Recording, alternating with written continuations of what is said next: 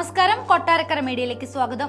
കലയുടെ ഇല്ലമായ കൊല്ലത്തേക്ക് 15 വർഷത്തിന് ശേഷം വീണ്ടും സംസ്ഥാന സ്കൂൾ കലോത്സവം എത്തിച്ചേരാൻ ഇനി മണിക്കൂറുകൾ മാത്രം. വേദികളെല്ലാം അതിന്റെ അവസാനഘട്ട നിർമ്മാണത്തിലാണ്. ഏഷ്യയിലെ ഏറ്റവും വലിയ കലാമാമാങ്കത്തിന് പ്രധാന വേദിയാകുന്നത് കേരളത്തിലെ തന്നെ ഏറ്റവും വലിയ മൈതാനമായ ആശ്രാമ മൈതാനമാണ്. ഭക്ഷണ കമ്മിറ്റി ആയാലും പ്രോഗ്രാം കമ്മിറ്റി ആയാലും സ്റ്റേജ് കമ്മിറ്റി ആയാലും എല്ലാം കൊണ്ടും കൊല്ലം ഒരുങ്ങി കഴിഞ്ഞിരിക്കുകയാണ്. ഇനി കലയുടെ പൂരം കൊല്ലത്താണ്. എൻ്റെ പേര് PS ഗോപകുമാർ എന്നാണ്. സ്റ്റേജ് ആൻഡ് പന്തൽ കമ്മിറ്റിയുടെ കൺവീനറാണ്. ഈ കലോത്സവത്തിന് വേണ്ടി തയ്യാറാക്കിയിട്ടുള്ളത് ജനറൽ കമ്മിറ്റി, ബഹുമാനപ്പെട്ട ധനകാര്യ വകുപ്പ് മന്ത്രി ചെയർമാനായിട്ടുള്ള ഒരു സംഘാടക സമിതിയുണ്ട്. പൊതുവിദ്യാഭ്യാസ വകുപ്പിൻ്റെ അഡീഷണൽ ഡയറക്ടർ ശ്രീമാൻ CA സന്തോഷ് സാറാണ് ഈ സംഘാടക സമിതിയുടെ ജനറൽ കൺവീനർ. കൊല്ലം MNA ശ്രീമാൻ M മുകേഷ്, അദ്ദേഹമാണ് ഇതിൻ്റെ സംഘാടക സമിതിയുടെ വർക്കിംഗ് ചെയർമാൻ. 20 സബ് കമ്മിറ്റികൾ ഈ മേളയുടെ വിജയത്തിന് വേണ്ടി പ്രവർത്തിക്കുന്നുണ്ട്.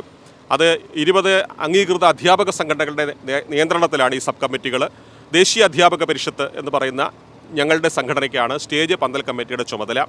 ഇതിൻ്റെ ചെയർമാൻ കൊല്ലം കോർപ്പറേഷനിലെ ബഹുമാന്യനായിട്ടുള്ള കൗൺസിലർ ശ്രീമാൻ TG ഗിരീഷ് അവർകളാണ്. അതേപോലെ ഇതിൻ്റെ സംഘാടക സമിതിയുടെ ഈ സ്റ്റേജ് പന്തൽ കമ്മിറ്റിയുടെ ജോയിൻറ്റ് കൺവീനർമാരായിട്ട് പ്രവർത്തിക്കുന്നത് ശ്രീമാൻ TJ ഹരികുമാർ ഉണ്ട്. അതേപോലെ ശ്രീമാൻ SK Dileep Kumar സാറുണ്ട്, Shriman A Anilkumar സാറുണ്ട്, Biju പാറങ്കോടുണ്ട്. പിന്നെ ഇതിൻ്റെ സംഘാടക സമിതിയുടെ മറ്റ് കമ്മിറ്റി അംഗങ്ങൾ, ദേശീയ അധ്യാപക പരിഷത്തിൻ്റെ പ്രധാനപ്പെട്ട ചുമതലക്കാരാണ് ഞങ്ങളൊക്കെ. ഞങ്ങളാണ് ഈ കമ്മിറ്റിയുടെ ഉത്തരവാദിത്വം ഏറ്റെടുത്തിട്ടുള്ളത്. അതേപോലെ വ്യത്യസ്തങ്ങളായ അധ്യാപക സംഘടനകൾക്കാണ് ഓരോ കമ്മിറ്റിയുടെയും ചുമതല സർക്കാർ നൽകിയിട്ടുള്ളത്. കൊല്ലത്ത് നടക്കുന്ന ഈ വർഷത്തെ സ്കൂൾ കലോത്സവത്തിന് 24 വേദികളാണ് സ്റ്റേജ് ആൻഡ് പന്തൽ കമ്മിറ്റി തയ്യാറാക്കിയിട്ടുള്ളത്. എല്ലാവർക്കും അറിയാവുന്നതുപോലെ കേരളത്തിലെ ഏറ്റവും വലിയ മൈതാനം ആശ്രാമം മൈതാനത്താണ് 62ാം കേരള സ്കൂൾ കലോത്സവത്തിൻ്റെ പ്രധാന വേദി സജ്ജീകരിച്ചിട്ടുള്ളത്. ഈ വേദിയുടെ പ്രത്യേകതകൾ എടുത്തു പറയാനുള്ളത് 60,000 ചതുരശ്ര അടി വിസ്തീർണമുള്ള പന്തലാണ് ഇവിടെ ഞങ്ങൾ തയ്യാറാക്കിയിട്ടുള്ളത്. അതുപോലെ തന്നെ ഏതാണ്ട് 1600 ചതുരശ്ര അടി വിസ്തീർണമുള്ള സ്റ്റേജ് ഇതിന് വേണ്ടിയിട്ട് സജ്ജീകരിച്ചിട്ടുണ്ട്. ഈ സ്റ്റേജിനുള്ളിൽ 24ഓളം ഗ്രീൻ റൂമുകളുണ്ട്. അതേപോലെ VIP-കൾക്ക് വിശ്രമിക്കാനുള്ള പ്രത്യേക പവലിയനുകൾ ഇവിടെ സജ്ജീകരിച്ചിട്ടുണ്ട്. അതേപോലെ തന്നെ ഈ പ്രധാന വേദിക്ക് ചുറ്റുവട്ടത്തും വിവിധ സബ് കമ്മിറ്റികൾക്കും സർക്കാർ ഇതര ഏജൻസികൾക്കുമായിട്ടുള്ള പവലിയനുകളുടെ നിർമ്മാണം ഏറെക്കുറെ പൂർത്തിയാക്കിയിട്ടുണ്ട്. ഈ മുഖ്യവേദി ഇന്ന് പണി പൂർത്തീകരിച്ച് പൊതുവിദ്യാഭ്യാസ വകുപ്പിന് വേണ്ടി ബഹുമാനപ്പെട്ട വിദ്യാഭ്യാസ വകുപ്പ് മന്ത്രി ഏറ്റുവാങ്ങിയിട്ടുണ്ട്.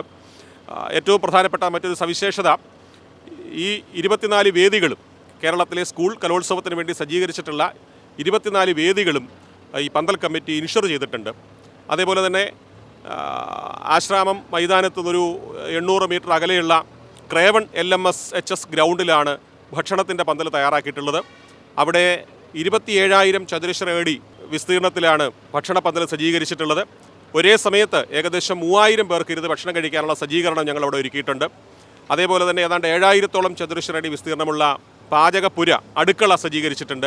ക്യൂ നിൽക്കേണ്ടി വന്നു കഴിഞ്ഞാൽ അതിന് ബുദ്ധിമുട്ടുണ്ടാകാത്ത തരത്തിൽ വെയിൽ കൊള്ളാതിരിക്കാൻ വേണ്ടിയിട്ട് ആൺകുട്ടികൾക്കും പെൺകുട്ടികൾക്കും പ്രത്യേകം ക്യൂ നിൽക്കാനുള്ള പന്തലുകൾ പ്രത്യേകം അറേഞ്ച് ചെയ്തിട്ടുണ്ട്.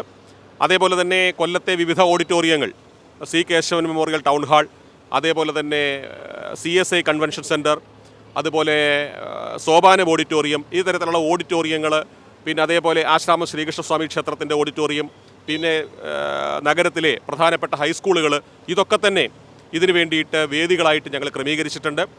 അപ്പോൾ 62ാം സ്കൂൾ കലോത്സവത്തിൻ്റെ തയ്യാറെടുപ്പ് ഏറെക്കുറെ അവസാന ഘട്ടത്തിലാണ്.